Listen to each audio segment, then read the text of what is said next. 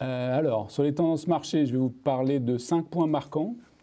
Donc, déjà, on en a parlé d'ailleurs, vous en avez parlé dans vos post-it, c'est l'empreinte carbone qui va devenir le nouveau indicateur clé de performance. Dès 2021, donc au cours de cette année, il y a une révision de la directive NFRD. Toutes les entreprises de plus de 500 employés qui vont devoir déclarer leurs émissions de gaz à effet de serre. Donc ça va être un gros game changer pour les activités de financement et d'investissement qui devront prendre en compte tout ça dans leur stratégie. Le deuxième gros point, c'est bien sûr, il fait l'actualité, c'est les cryptos. Les cryptos s'imposent comme une nouvelle classe d'actifs majeurs. Donc il y a déjà des offres de produits dérivés qui sont sur les cryptos. Donc on a Goldman Sachs qui a annoncé ça la semaine dernière. Aux États-Unis, il y a les ETF qui sont en cours de validation par les régulateurs américains.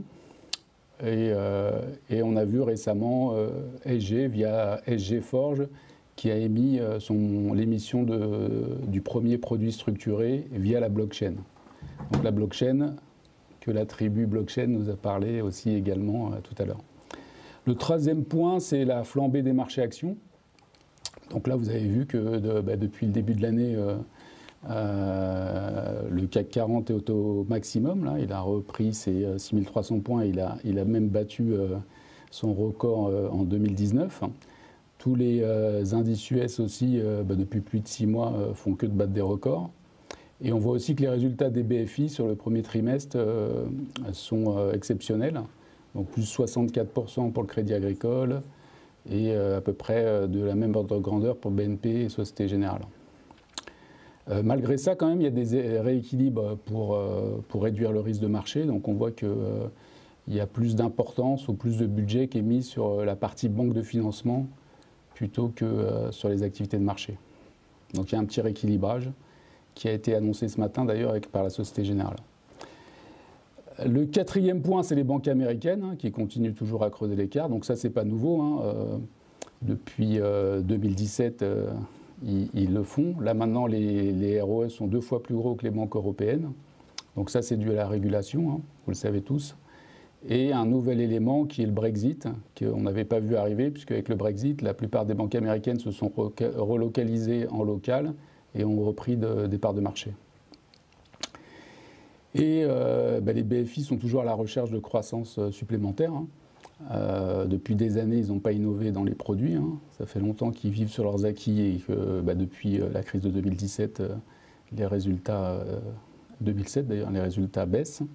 Donc ils continuent leurs efforts sur la transformation digitale, optimisation des process, améliorer l'expérience client et mieux utiliser la data. Ça, ils ne le savent pas encore bien le faire, mais ils vont s'y atteler.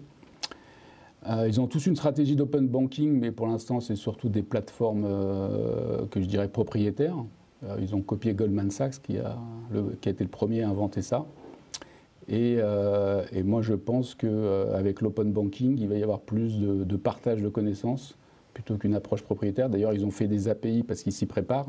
Mais aujourd'hui, il n'y a pas des plateformes de place. Et je pense que justement, ça va arriver et la clé va être d'être plus innovant et plus ouvert sur l'extérieur. Je vais laisser finir Idir sur les perspectives plus IT.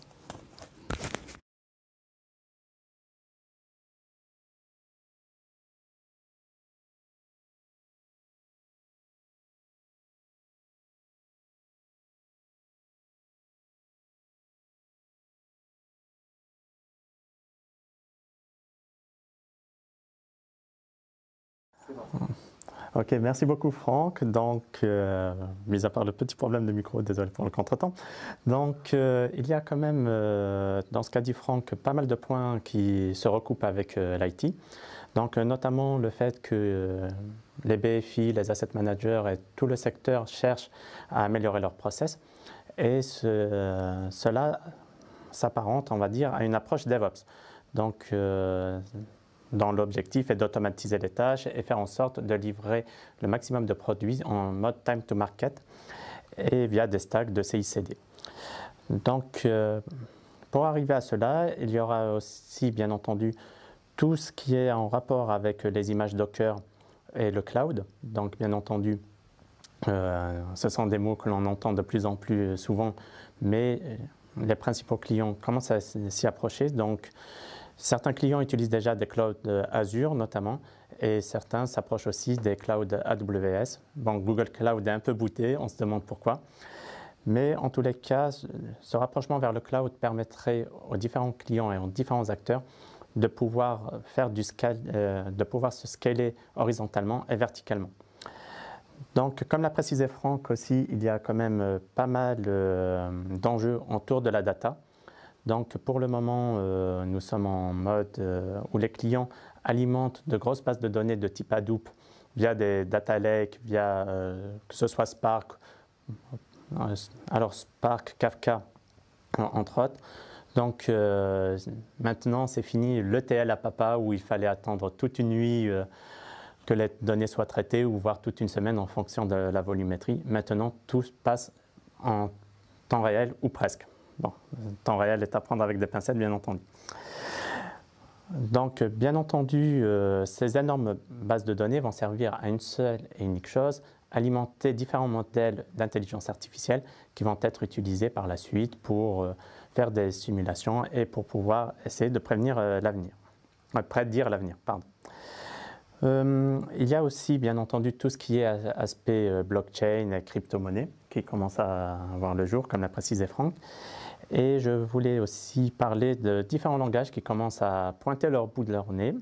Donc, Python a commencé à rentrer dans les salles de marché. Cela fait longtemps, vous me direz.